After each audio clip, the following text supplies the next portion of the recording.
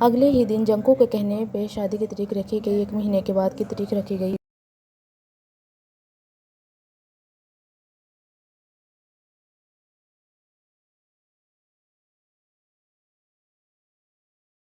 تاریخ فائنل ہونے پر ٹے نے خاموشی سے اپنی رضامندی دے دی۔ جنکو خاصا حیران ہوا تھا۔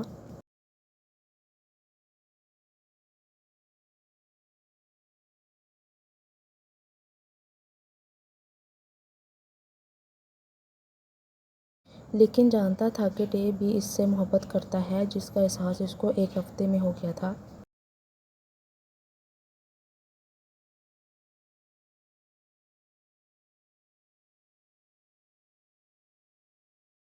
جنکو کی محبت دیکھ کر ٹے کے دل نے چپکے سے اس کے ساتھ زندگی گزارنے کی خواہش ظاہر کی، جس پہ ٹے نے رضامندی دے کر اپنے دل کی بات پہ سر جھکا دیا۔